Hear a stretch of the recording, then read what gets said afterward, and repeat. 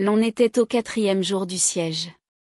Munitions et provisions touchaient à leur fin. Quand l'insurrection des Boxers, comme un incendie dans les herbes sèches, avait flambé tout d'un coup au nord de la Chine, les quelques Européens disséminés dans les provinces lointaines avaient rallié le premier poste de défense, et ils y défendaient chèrement leur vie, en attendant d'être secourus ou de ne pas l'être. Dans ce dernier cas, autant ne rien dire du sort qu'on leur réservait, et dans le premier, on pourrait, au visage qu'ils rapporteraient chez les hommes, connaître qu'ils avaient vu de près une de ces morts dont la pensée ne leur fût jamais venue, même en rêve. Icho n'était qu'à 50 milles de la côte, et une escadre européenne croisait dans le golfe de Liangtung. Aussi, la pauvre petite garnison composée de chrétiens indigènes et d'ouvriers du chemin de fer, sous les ordres d'un officier allemand qu'assistaient quelques civils européens tenait-elle vaillamment, convaincue que, des petites collines de l'Est, le secours allait bientôt descendre. On apercevait la mer du haut de ces collines, et sur la mer il y avait des compatriotes. Postés aux meurtrières, sous l'abri croulant des murs de briques qui bordaient le petit quartier européen, ces braves tiraillaient avec ardeur, sinon avec efficacité, contre les lignes des Boxers, dont les retranchements de pierres sèches faisaient des progrès rapides. Dans un jour où deux l'on serait certainement à bout de ressources, non moins certainement, dans un jour où deux l'on serait délivré. Que le secours dût arriver un peu plus tôt ou un peu plus tard, personne ne se risquait à prévoir qu'il ne dût pas arriver en temps utile. Jusqu'au mardi soir, il n'y eut pas un mot de découragement. À la vérité, le mercredi, la foi robuste des défenseurs en ce qui leur venait par-delà ces collines avait un tant soit peu faibli. Les pentes se déroulaient nues et muettes, cependant que les lignes d'investissement poussaient toujours plus proches, si proches que l'on distinguait dans le moindre détail de leurs traits les horribles faces qui, par-dessus les amas de pierres, vomissaient de temps en temps des imprécations. On entendait pourtant moins de cris depuis que le jeune Hensley, du service diplomatique, avec sa jolie petite carabine de chasse du calibre 303, s'embusquait dans le clocher trapu de l'église, où il passait les jours à démolir cette engeance. Mais des retranchements silencieux sont encore plus impressionnants, et régulièrement, irrésistiblement, inéluctablement, les lignes de pierres sèches et de briques se resserraient. Il suffirait bientôt d'un bond pour jeter sur les frêles travaux de la défense ces guerriers frénétiques. La situation apparaissait donc très noire dans la soirée du mercredi. Le colonel Dressler, l'ancien soldat d'infanterie allemande, gardait une figure imperturbable, mais il se sentait du plomb au cœur. Ralston, du chemin de fer, passa une moitié de la nuit à écrire des lettres d'adieu. Le professeur Mercé, le vieil entomologiste, se renfermait plus que jamais dans un silence pensif et morose. Hensley avait un peu perdu de sa belle assurance. Tout compte fait, c'étaient les dames Miss Sinclair, la garde-malade de la mission écossaise, Mrs. Patterson, et sa fille, la jolie Miss Jessie qui montrait le plus de quiétude. Le père Pierre, de la mission française, gardait, lui aussi, tout son sang-froid, ce qui n'avait rien que de naturel pour un homme habitué à considérer le martyre comme une gloire. Les Boxers qui de l'autre côté du mur réclamaient avidement son sang le troublaient moins que la société forcée du pasteur de l'église presbytérienne, Mr. Patterson, à qui, depuis 10 ans, il disputait opiniâtrement les âmes des indigènes. Quand ils se croisaient dans les couloirs, c'était comme se croisent chien et chat, et ils se surveillaient ombrageusement, crainte que dans les tranchées l'un ne dérobât à l'autre quelqu'une de ses ouailles en lui chuchotant des paroles d'hérésie. La nuit du mercredi s'écoula sans incident. Le jeudi, tout s'éclaircit de nouveau. Ce fut Hensley qui, monté dans la tour de l'horloge, perçut le premier au loin un grondement de canon. Dressler l'entendit ensuite. Au bout d'un instant, ils l'entendaient tous, la puissante voix du bronze, qui les appelait, qui les invitait à se réjouir puisque le secours venait. Donc, les compagnies de débarquement étaient en route. Elles n'arriveraient pas trop tôt d'une heure. Les cartouches allaient manquer. Les rations de vivres allaient encore se réduire. Mais qu'importait cela maintenant qu'on avait la certitude de la délivrance ? Il n'y aurait pas d'attaque dans la journée, car on voyait les boxeurs refluer en masse vers la fusillade lointaine, et les longues lignes qu'ils occupaient restaient silencieuses et désertes. Aussi la table réunit-elle à déjeuner une assemblée heureuse et loquace, débordant de cette joie de vivre qui jaillit plus éclatante sous l'ombre de la mort. Le baril de caviar! Cria Hensley. Voyons, professeur, allez-y du baril de caviar. Potstosan, oui. Grommela le vieux Dressler. Il est temps que nous l'ayons, ce fameux baril. Les dames s'en mêlèrent. De tous les points de la longue table mal garnie, on réclamait le caviar. Leur semblait mal indiqué pour une exigence de cette nature. Elle avait pourtant sa raison, et bien simple. Le professeur Mercer, le vieil entomologiste californien, avait, un jour ou deux avant le soulèvement, reçu un baril de caviar dans un envoi de marchandises venant de San Francisco. Lors du rationnement général des vivres, on n'en avait excepté que ce mets de choix, avec 3 flacons de Lacryma Christi de même provenance. Et d'un accord unanime on avait mis le tout en réserve pour fêter le jour où l'on entreverrait la fin du danger. Le bruit du canon sauveur continuait d'arriver aux oreilles des convives, et cette musique à leur déjeuner leur était plus douce que celle que leur eût fournie le restaurant le plus élégant de Londres. Avant la nuit ils seraient libres. Alors, pourquoi leur pain racinerait-il pas les honneurs de ce caviar précieux? Mais le professeur hocha sa vieille tête à boucle et sourit de son impénétrable sourire. Attendons plutôt, dit-il. La compagnie se récria. Attendre? À quoi bon attendre? Les nôtres ont encore fort à faire pour arriver. Ils seront ici au plus tard pour le dîner, dit Ralston, du chemin de fer, qui était un homme vif, à figure d'oiseau, avec des yeux brillants et un long nez en pointe. Ils ne peuvent pas, maintenant, être à plus de 10 000. 7 heures du soir, à 10 000 seulement par heure, cela fait le compte. Il y a une bataille engagée sur le chemin, objecta le colonel. Vous accorderez bien 1 heure ou 2 pour la bataille? Pas une demi-heure, proféra Hensley. Ils passeront comme s'il n'y avait personne. Que peuvent ces coquins, avec leurs mousquets à mèche et leurs sabres, contre des armes modernes? Tout dépend de qui commande la colonne, opina Dressler. Si par bonheur c'est un officier allemand. Ma fortune pour un Anglais! Cria Ralston. Le commandant français a une réputation d'excellent tacticien, dit le père Pierre. Je ne vois pas que ceci ait la moindre importance, trancha l'exubérant Hensley. Monsieur Moser et monsieur Maxime travailleront pour nous. Eux pour nous, un chef se tirera toujours d'affaire. Je dis qu'on vous rossera cette canaille et qu'on lui passera par-dessus. Professeur, le baril de caviar. Mais le vieux savant ne se laissait pas convaincre. Après tout, intervint M.R. Patterson, avec son accent écossais, lent et précis, ce sera une marque de courtoisie envers les officiers, nos libérateurs et nos hôtes, que de leur offrir une nourriture décente.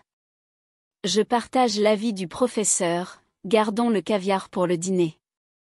L'argument alla émouvoir chez tout le monde le sentiment de l'hospitalité. Puis, il y avait quelque chose de plaisamment chevaleresque dans l'idée de réserver cette petite gâterie pour en relever le menu des libérateurs. On ne parla plus du caviar. Au fait, professeur, reprit M.R. Patterson, j'entendais dire tout à l'heure que c'était la seconde fois que vous subissiez un pareil siège. Vous nous intéresseriez tous, j'en suis sûr, en nous donnant quelques détails sur le premier. Le visage du vieillard se renfrogna.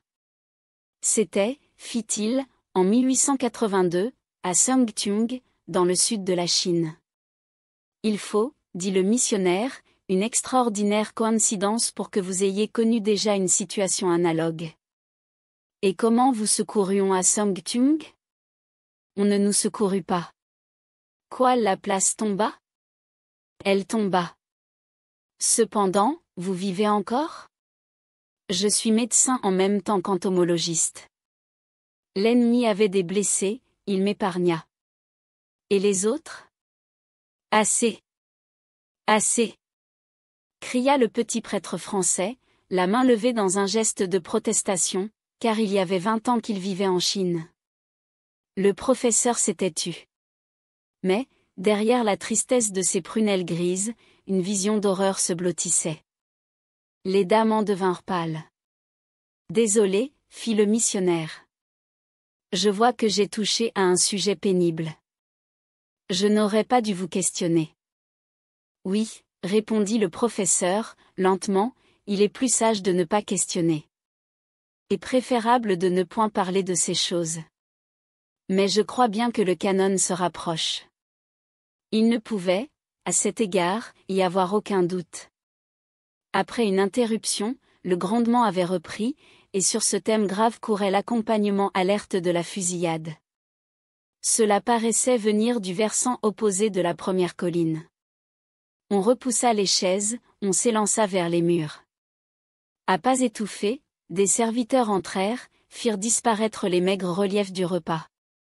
Et le professeur resta là, penchant sur ses deux mains la lourde tête grisonnante, gardant au fond des yeux le même regard de pensive horreur.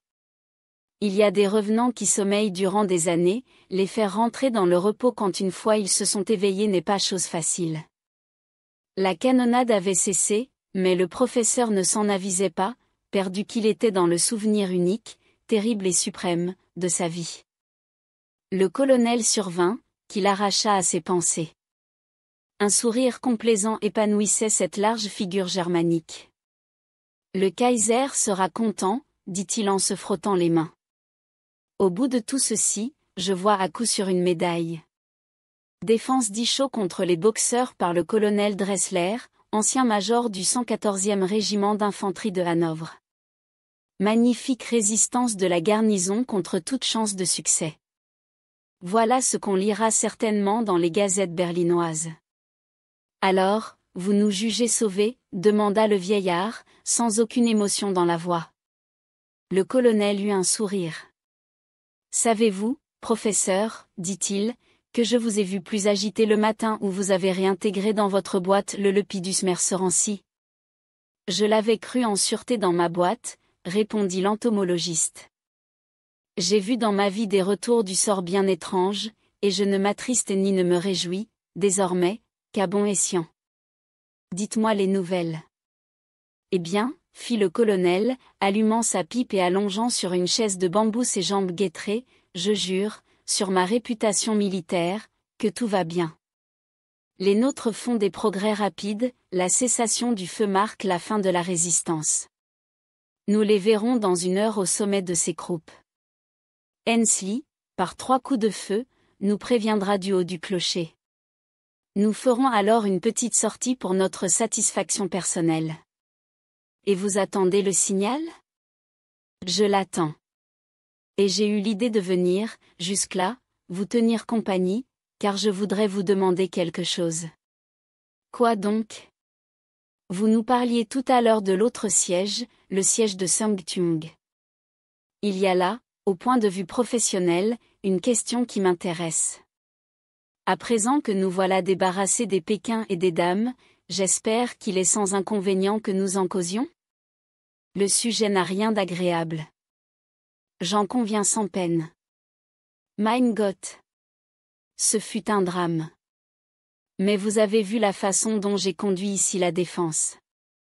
Trouvez-vous qu'elle ait été prudente? Et habile? Et digne des traditions de l'armée allemande?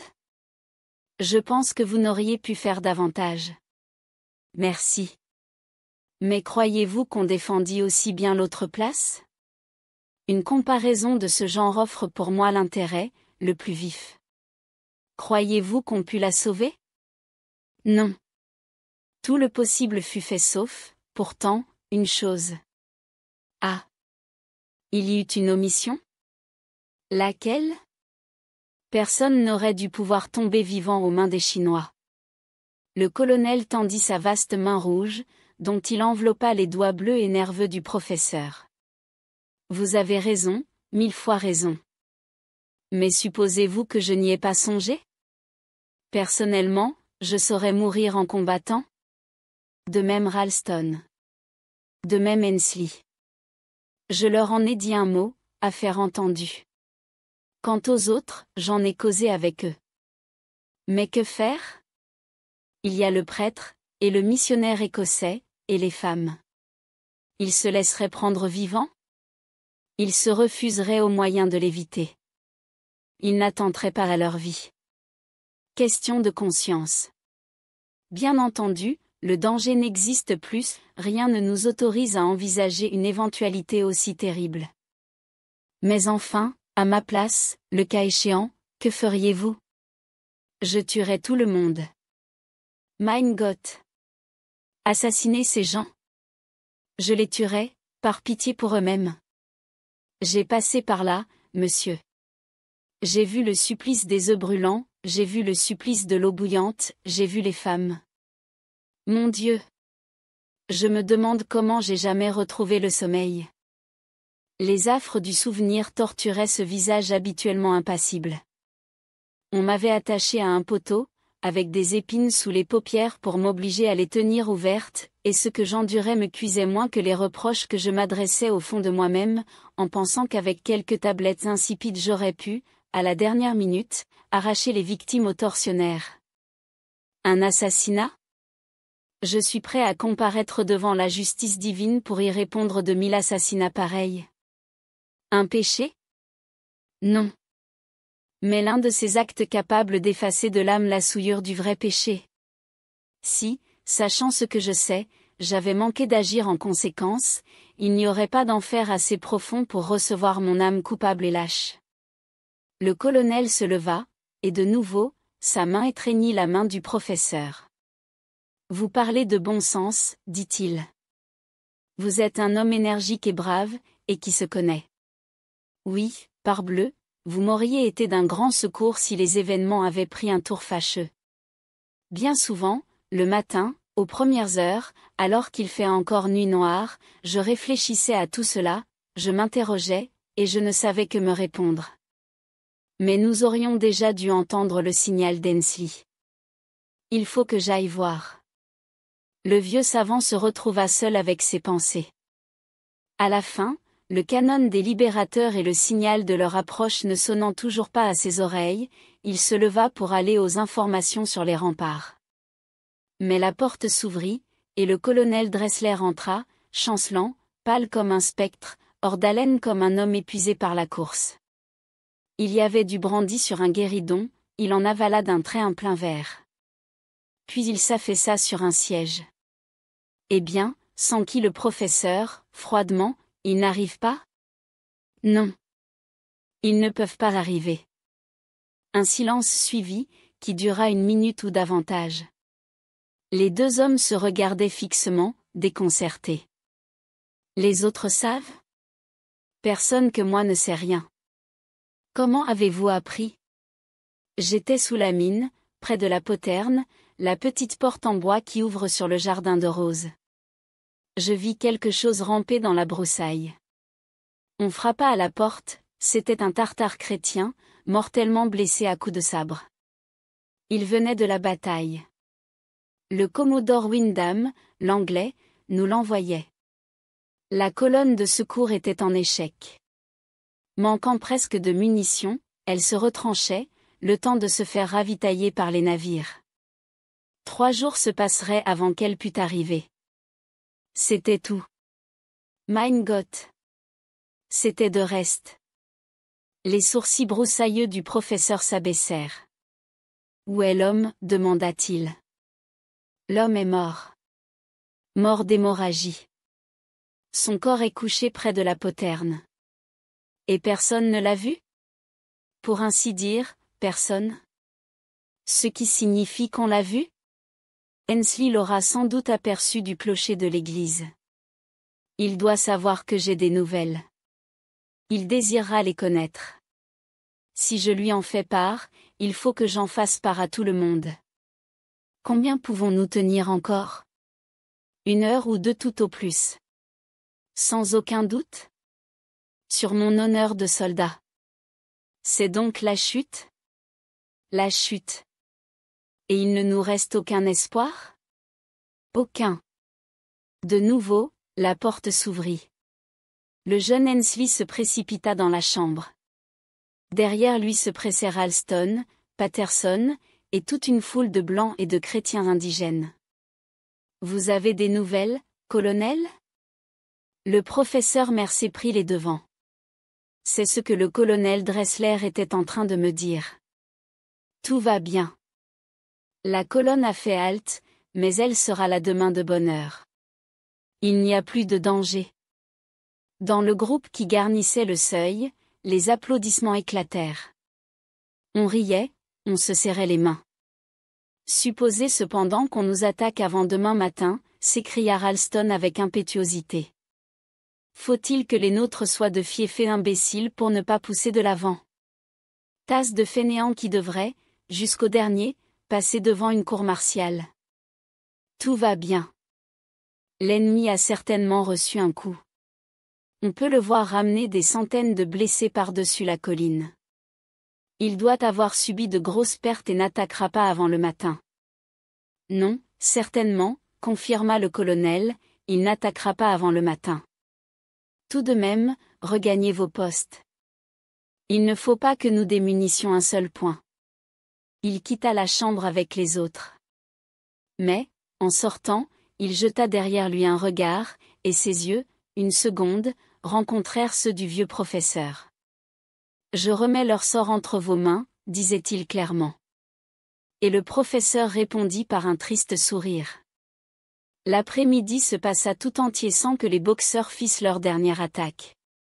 Pour le colonel Dressler, cette inaction peu habituelle signifiait qu'ils rassemblaient leurs forces et se concentraient en vue de l'inévitable et décisif assaut. Au contraire, pour le reste de la garnison, le siège était fini, les pertes subies par l'ennemi le réduisaient à l'impuissance. Aussi l'heure du dîner venue, se rangea-t-il gaiement et bruyamment autour de la table. On déboucha les 3 flacons de Lacryma Christi, on ouvrit le fameux baril de caviar. C'était un grand baril, et qui ne se trouva pas vidé quand chacun eut reçu pour sa part une cuillerée pleine. Ralston, en sa qualité d'épicurien, eut droit à double ration. Il becquetait le caviar à la façon d'un oiseau vorace. Hensley en reprit. Le professeur s'en attribua une large cuillerée. Le colonel Dressler, qui l'observait de près, fit de même. Les dames en mangèrent copieusement, à l'exception de la jolie Miss Patterson, qui en détestait le goût âcre et salé, malgré l'aimable insistance du professeur, à peine toucha-t-elle à un coin de son assiette. « Mon petit régal n'a pas la chance de vous plaire, » lui dit-il. « C'est un désappointement pour moi, qui le réservais dans l'espoir de vous être agréable.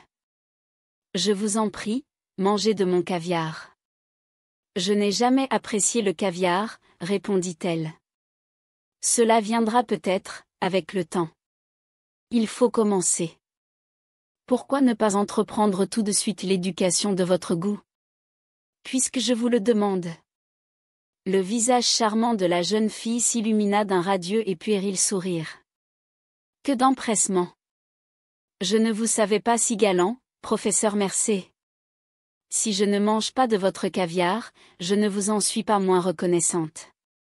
C'est folie que de n'en pas manger. » Se récria le professeur, si vivement que le sourire s'éteignit sur le visage de la jeune fille, et que les yeux dont il la regardait réfléchirent leur gravité dans ses yeux, à elle. « Je vous dis que c'est folie de n'en pas manger ce soir. »« Mais pourquoi? Pourquoi? » interrogea-t-elle. « Parce que vous en avez dans votre assiette et que c'est péché de le laisser se perdre. »« Là s'interposa résolument Mrs. Patterson. « Ne la persécutez pas davantage. Je vois bien qu'elle n'aime pas cela. Mais il n'y aura rien de perdu. » Et avec la lame de son couteau elle fit passer le caviar de l'assiette de Miss Jessie dans la sienne. « Comme cela, il n'y aura pas de gaspillage. Remettez-vous, professeur. » Mais le professeur ne semblait pas se remettre. À voir l'agitation de son visage, on eût dit un homme en face d'un obstacle inattendu et formidable. Il se perdait dans ses pensées. La conversation bourdonnait joyeuse. Tous avaient 1000 projets d'avenir. « Non, non, il n'y a pas de congé pour moi, » disait le père Pierre. Nous autres, prêtres, nous ne connaissons pas les congés. À présent que voilà sur pied la mission et l'école, je m'en vais les laisser au père Amiel, et pousser à l'ouest, vers d'autres. Vous partez? S'étonna Mr. Patterson. Vous ne voulez pas dire que vous quittez Ichaud? Le père Pierre secoua, d'un air de reproche espiègle, sa tête vénérable. C'est mal à vous d'en paraître aussi ravie, Miss Patterson. Mon Dieu! Nos vues, sans doute, sont différentes, dit le presbytérien, mais nous n'avons contre vous aucun sentiment personnel, père Pierre. D'ailleurs, comment un homme instruit et raisonnable peut-il bien, à cette heure de l'histoire du monde, apprendre à ces malheureux païens, encore plongés dans les ténèbres, que... Un murmure général de protestation lui rentra sa théologie dans la gorge. Et vous-même, Mr. Patterson, qu'allez-vous faire? Demanda quelqu'un. Eh bien, je vais aller passer 3 mois à Édimbourg à l'occasion de l'assemblée annuelle. C'est vous, Marie, qui allez être heureuse, je pense, de courir un peu les boutiques dans Prince Street. Et vous, Jessie, vous verrez des personnes de votre âge. Puis, nous reviendrons à l'automne, quand vous aurez un peu reposé vos nerfs. Nous en avons tous besoin, dit Miss Sinclair, la garde-malade. Cette longue tension m'éprouve de la plus étrange manière. J'ai en ce moment un tel bourdonnement dans les oreilles.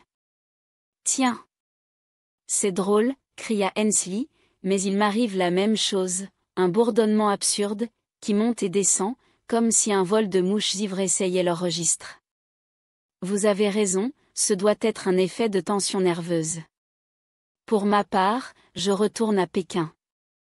Je compte bien y trouver une promotion à la suite de cette affaire. Et j'y jouerai quelques bonnes parties de polo, ce qui est le plus agréable divertissement que je connaisse. Et vous, Ralston? Oh! Je ne sais pas. Je n'ai guère eu le temps d'y penser. J'ai envie d'un bon congé, avec du soleil et de la joie, pour me faire oublier tout ceci. Il fallait voir mes lettres dans ma chambre, c'était comique. La situation semblait si désespérée mercredi soir que j'avais réglé mes affaires et écrit à tous mes amis. Je ne sais pas bien comment les lettres seraient parvenues à leurs adresses, mais je m'en remettais à la chance. Je garderai probablement ces papiers en souvenir. Ils me rappelleront toujours à quel point nous l'avons tous échappé belle. Oui, je les garderai, à votre place, fit Dressler. Il y avait dans sa voix un accent si profond, si solennel, que tous les yeux se tournèrent vers lui. Quoi donc, colonel, dit Ainsley, vous semblez tout triste ce soir. Mais non, non, je suis très content. À la bonne heure.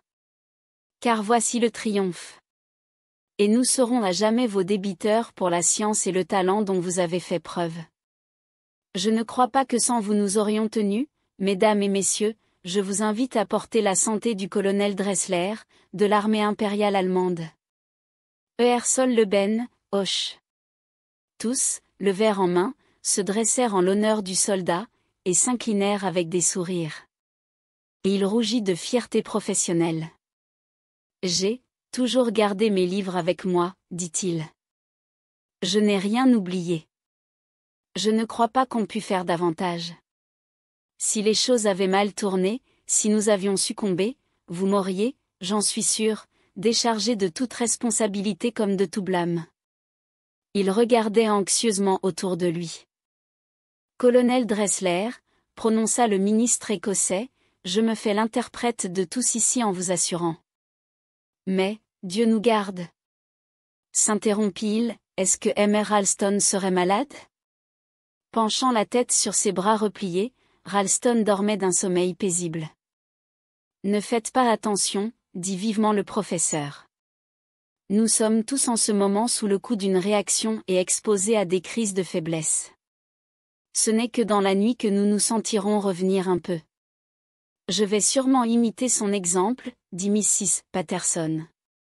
Je ne crois pas avoir jamais éprouvé un plus grand besoin de dormir. J'ai peine à tenir la tête droite. Elle se pelotonna contre le fond de son siège et ferma les yeux. Voilà bien la première fois que pareille chose lui arrive, s'écria Patterson, riant de bon cœur. S'endormir sur son dîner? Que va-t-elle penser d'elle-même quand nous le lui dirons? D'ailleurs, je peux excuser ce soir ceux qui s'endorment, car j'ai idée que je ne vais pas tarder à me retirer. Ainsley, très excité, bavardait sans trêve. Il se leva de nouveau, son verre à la main. Nous devrions boire tous ensemble et chanter au Lamsin, proféra-t-il, en promenant son sourire à la ronde. Depuis une semaine, nous ramons tous sur le même bateau. Nous avons appris à nous estimer les uns les autres, et chacun pour notre part, à estimer le pays des autres. Voici le colonel pour l'Allemagne, le père Pierre pour la France, le professeur pour l'Amérique, pour l'Angleterre, Ralston et moi. Et voici les dames, que Dieu bénisse. Nous avons, durant tout le siège, trouvé auprès d'elles des anges de compassion et de miséricorde.